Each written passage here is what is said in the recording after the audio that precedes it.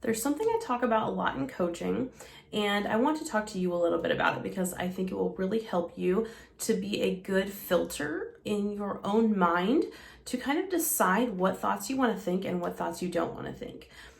So there's this concept called does something serve you? And you'll hear me talk about that a lot in coaching and videos and things like that. And a lot of people have asked me, like, what does that even mean, right? What that means really is that thing helping you to get to your end goal? Okay, so is thinking that thought getting you to your end goal? Is doing that habit getting you to your end goal, right? Anything along those lines, is that tool getting you to your end goal? Okay, you could talk about like a construction worker, right? If he's trying to like use a hammer to like shoot like 20,000 nails in that they typically use the nail gun for, okay, not really serving him, right? Like he could do it, but it's going to take him a freaking long time. That hammer is a good tool, but in that moment, it's not serving him. Okay, in that moment, a nail gun is going to be what's going to serve him. So there's a lot of things in life. It's interesting. Things that we have handed down to us or sort of passed to us, a lot of times we never really stop and question. Family traditions, just societal traditions. There are a lot of things like that nobody ever really stops and asks, like, is this serving me? Is, going to this function serving me? Is this holiday gathering situation serving me, right? There's a lot of things like that if you really stopped throughout your day and got in the habit of asking, is this actually serving me, or am I just doing it because I was told to, because it's what I've always done? I have a feeling you would find that a lot of things aren't. And what's going to happen is you're going to kind of find those bottlenecks in your life where you were sort of doing things out of habit. And that's really where everything sort of got stuck in those spots because they don't serve you. They're not the tool that's needed in that moment. And so they're actually working against you and causing things not to flow in that area of your life. So I really encourage you to get into the habit of asking yourself, is this serving me? Okay. There's a few different kinds of thoughts that can serve you or not serve you. So the first really obvious thing that's not going to serve you is negative thoughts. So if you're just thinking, I'm a worthless person, no one will ever love me, those kinds of things, you fill in the blank with stuff that crosses your mind. We all have them. Those are things that obviously are not serving you. Okay. Your thoughts create your reality. You are going to create a life. You're going to cause the end results to happen to you. You're literally going to create your own self-fulfilling prophecies by the thoughts that you think about yourself and your life. So if you're thinking those things, chances are they probably already happened in your life a whole bunch. That thought didn't come because those things happened. Those things happened because you had those thoughts, okay? Flip around the order that you're thinking that it happened in. What you think is what will happen. Your thoughts create your reality. So those thoughts, not serving you. If you're following with me, they're not serving you. Okay, those just have to go. You get to choose what thoughts you have and what thoughts you don't have. And those are the ones where you get to decide, whoa, not serving me here, time to go, okay? You get to choose to have those thoughts or not to have them. And then you get to choose what you want to think instead of those things, okay?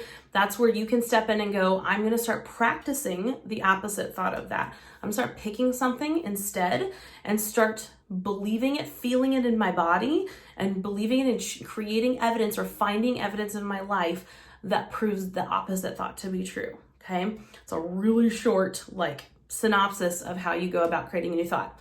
If you want some help, we can work together on that. Okay, the next kind of thought that's not going to serve you sometimes can be neutral thought. So a really good example of this is thinking, I am a victim of blank. Okay, let's say you've been through something specific in your life. I am a victim of, let's say, domestic abuse. Okay, that is something that could serve you or might not serve you. It depends on how it makes you feel and how it makes you act as a result.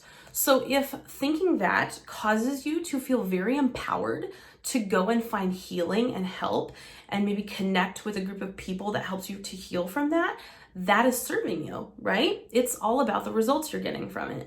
If it is causing you to wallow in self-pity, feel sorry for yourself, and draw more experiences just like that to you, it's not serving you. Throw it out, okay? Anything that's not serving you, throw it out, okay? Then there's another kind of thought, and I like to call these temporary things that come sort of they're negative, but they're sort of temporarily serving you. I'm not a huge fan of these. Some people use them, and here I'm going to tell you what happens when you do. So let's say that you think, I am fat, so I'm going to go to the gym, okay? The feeling of being fat might be terrifying enough to you in that moment to go to the gym and work out. Usually what happens in those cases is you'll be super consistent for a while, and then what happens? You can answer that question for me. Usually you drop off, right? And then end up right back where you started. The reason being is sometimes negative motivators can help temporarily. They're enough to get you kickstarted to go, but because you're believing you're fat, remember, your thoughts create your realities. You're going to do long-term whatever lines you up with that thought. So you're going to make sure you always end up being fat.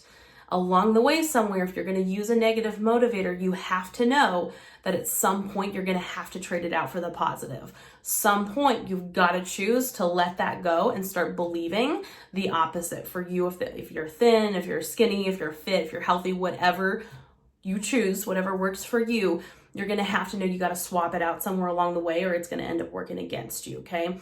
That's why I'm not a huge fan of using negative motivators, but if you want to choose to use it to get you started and then swap it out, just plan on knowing you got to swap it out at some point, okay? So that's what it means to have something serve you or not serve you. I really want you to use this as a litmus test through your days. Like, start being conscious of your thoughts and sit with them sometimes. I really always encourage people to have self-awareness checks throughout their days. If you're not someone who's super self-aware naturally, make yourself sit down maybe like once an hour, once every few times a day, and just sit down and go, okay, what are my thoughts? What are the feelings I'm feeling in my body? What are the thoughts going through my mind? And just jot them down.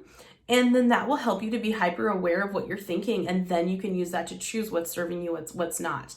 Okay, first step to working through any of this stuff is you have to be aware of what's going on in your mind, okay? It's kind of like being aware of what's going on in your bank account. You can't fix your finances if you don't know what you're dealing with. If you don't have any idea where your money's going, how much you have, you can't fix any of that. So you have to start keeping tabs on those things.